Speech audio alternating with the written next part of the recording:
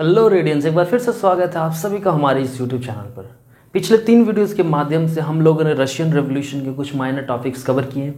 आज इस वीडियो में हम लोग द रशियन रेवोल्यूशन के बारे में जानेंगे। यानी इस पूरे सीरीज़ में रशियन रेवोल्यूशन की शुरुआत आज इस वीडियो के माध्यम से होगी और हम जानेंगे कि रशियन रेवोल्यूशन में कौन कौन से ऐसे इवेंट्स हुए जिन्होंने वहाँ की मोनार्की को क्या किया, ख़त्म किया। ठीक है, यानी कि रशिया में जो रशियन रेवोल्यूशन हुए, ठीक है, उसमें कौन कौन से इवेंट्स का योगदान रहा। इवेंट्स मतलब आप देखते हो जब कोई किसी देश में रेवोल्यूशन लाई जाती है या फिर कह सकते हो कोई किसी तरह की कोई क्रांति लाई जाती है तो वो किसी एक दिन का क्या होता है, आपका कार्य नहीं होता है या फिर काम नहीं होता है। ठीक है, उसके पीछे आप कह सकते हो बहुत सारे ऐसे इवेंट्स होते हैं, बहुत सारे ऐसे कार्य होते हैं, बहुत दिनों की मेहनत होती है जो क्या करती है, एक सरकार को दूसरे सरकार में बदलने में, डिफरेंट फॉर्म्स ऑफ गवर्नमेंट को क्या करने में, बदलने में, लाने में काफ़ी ज़्यादा फिर सहायक होती है, मददगार होती है। ठीक है, तो ये एक दिन की कोई बात नहीं होती है। तो हम बात करेंगे द रशियन रेवोल्यूशन की और इसके साथ साथ हम बात करेंगे वहाँ की इकोनॉमी के बारे में,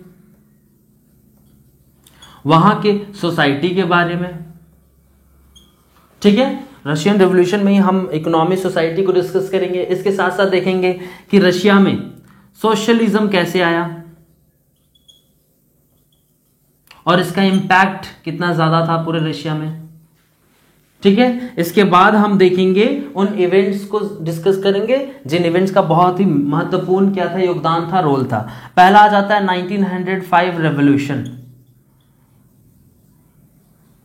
आप ऐसा कह सकते हो कि एक ऐसा रेवोल्यूशन था जब रशियन रेवोल्यूशन की शुरुआत हुई। एक ऐसा इवेंट था जिसने रशियन रेवोल्यूशन को क्या किया, जन्म दिया। ठीक है, यहां से कह सकते हो आपकी रशियन रेवोल्यूशन को एक रफ्तार मिली। ठीक है, इसके बाद आप देखोगे क्या, फरवरी रेवोल्यूशन, फरवरी 1917 रेवोल्यूशन। फिर उसके बाद हमारे आएगा अक्टूबर 1917 रेवोल्यूशन। यहां पर आप पढ़ोगे क्या कि जो मोनार्की सिस्टम था उसे क्या कर दिया जाता है, खत्म कर दिया जाता है। ठीक है, यानी फरवरी रेवोल्यूशन 1917 में क्या होता है, हमारे जो मोनार्कियल सिस्टम चल रही थी रशिया में वो से क्या कर दिया जाता है, पूरी तरीके से खत्म कर दिया जाता है। सो these are some events which lead to the occurrence of the Russian Revolution in Russia. Okay, so before starting I want to clear that Russia क्या था, आपको सिर्फ एक देश नहीं था। ठीक है, रशिया 2 चीजों से मिलकर आपको बना था। एक क्या, खुद में रशिया, और दूसरा क्या था, Russian empires. Okay, do you get my points. Russia एक देश तो था ही, पर रशिया के अलावा बहुत सारे देश क्या थे, आपस में भी शामिल थे। तो रशिया प्लस आप कह सकते हो रशियन एम्पायर। मैं बताऊंगा रशियन एम्पायर में कौन कौन से दूसरे देश क्या थे, आपको रशिया के हिस्से थे। रशिया में क्या था, आपको 1914 तक किसका शासन था, आप देखोगे tsar Nicholas two. Okay, tsar Nicholas two, यहां पर आप देखोगे टी साइलेंट है हमारा। ओके, इसे लोग इस प्रकार भी लिखते हैं। ओके, तो कंफ्यूज नहीं होना है। ठीक है, सार निकोलस भी पढ़ते हैं इसको लोग, जार निकोलस भी पढ़ते हैं, तो इसमें कंफ्यूजन की कोई बात नहीं होनी चाहिए। ठीक है, आपको होप ये चीजें क्लियर हो। 1940 तक किसका शासन था, आपको सार निकोलस या जार निकोलस टू का शासन था। इसके बाद आप देखोगे बहुत से चेंजेस रशिया में इंट्रोड्यूस हुए। ओके, बहुत सारा दबाव आपको इसके वहां रशिया के राजा के ऊपर क्या है, आपको 1914 के बाद आपको देखने को मिलता है। 1917 में स्पेशली ऐसे इवेंट्स हमें क्या होंगे, पढ़ने होंगे। ओके, तो शासन किसका था, आपको ये समझ में आ गया। आइए बात करते हैं रशिया के डिफरेंट क्या थे, आपको क्या थे एम्पायर्स के बारे में। As you can see on the screen, जैसा कि अभी आप स्क्रीन पर देख रहे हो। ठीक है, रशिया में आपको सिर्फ रशिया ही नहीं था, रशिया के अलावा क्या थे, एक कह सकते हो कि मॉस्को उसकी कैपिटल हुआ करती थी, उसके सेंट पीटर्सबर्ग भी क्या हुआ करता था, आपको रशिया का बहुत ही इंपॉर्टेंट सिटी में से एक था।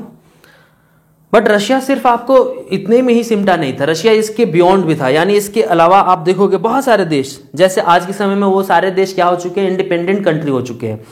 जैसे अगर मैं बात करूं फिनलैंड की, ठीक है, लातविया की, लिथुआनिया की, एस्टोनिया की, पोलैंड के भी कुछ पार्ट्स आपको इस वक्त रशिया के हिस्से थे, यूक्रेन की और बेलारूस की। ये सारे यूरोपियन कंट्रीज आप देख रहे हो कि ये इस पर किसका अधिकार था, रशिया का अधिकार था। यानी उस वक्त क्या हुआ करता था कि जो राजा ज्यादा मजबूत है, ज्यादा ताकतवर है, वो अपनी इंपायर को इंक्रीज डिक्रीज कर सकता था, ठीक है। यानी कि उनके पास ये ताकत होती थी कि दूसरे देशों पर हमला करके उनके जमीन को अपने अधीन में कर सके, उन्हें कंट्रोल कर सकें, ठीक है। इस तरीके से वो अपने एम्पायर्स क्रिएट किया करते थे। इतना नहीं, एशिया के कुछ देश आपको यहाँ मिल जाएंगे इसमें शामिल, जैसे जॉर्जिया हो गए, आर्मेनिया हो गया, अजरबैजान हो गया। ये सब देश भी क्या थे, उस वक्त रशिया एम्पायर के ही पार्ट्स थे। तो आशा करता हूं ये आपको रशिया और रशिया एम्पायर का जो कॉन्सेप्ट है वो क्या हुआ होगा, समझ में आया होगा। आइए बात करते हैं यहाँ के रिलीजन के बारे में, किस तरीके का रिलीजन आपको पूरे रशिया में फैला हुआ था। पहला अगर आप देखोगे तो उसमें आपको नजर आएगा क्या कि रशियन ऑर्थोडॉक्स क्रिश्चियनिटी काफी बड़ी संख्या में आपको पूरे रशिया में देखने को मिल जाएंगे, ठीक है। इनका ओरिजिनेशन कहां से बताया जाता है, रशियन ऑर्थोडॉक्स क्रिश्चियनिटी का ओरिजिनेशन ग्रीक ऑर्थोडॉक्स चर्च से बताया जाता है, ठीक है, ओके। और इससे वो क्या थे, ज्यादा इंस्पायर्ड थे, ठीक है। और बड़ी जनसंख्या में इनकी क्या थी, आपको वहां पर जनसंख्या देखने को मिल जाएगी। इसके अलावा भी कुछ कुछ आपको रिलीजन्स वहां देखने को मिल जाएंगे, जैसे आप देखोगे कैथोलिक्स थे वहां पर, प्रोटेस्टेंट्स थे, ठीक है, मुस्लिम्स थे और बुद्धिस्ट थे, ठीक है। कैथोलिक्स, प्रोटेस्टेंट्स, ठीक है, बुद्धिस्ट, और उसके बाद हमारा क्या है, मुस्लिम, यानी मुसलमानों की भी संख्या आपको वहां पर देखने को मिल जाएगी। मैंने आपको बताया रशिया में जो सबसे बड़ी संख्या में क्या थी, रिलीजन में बिलीव करने वाले जो लोग थे वो तो क्या, आपको ऑर्थोडॉक्स,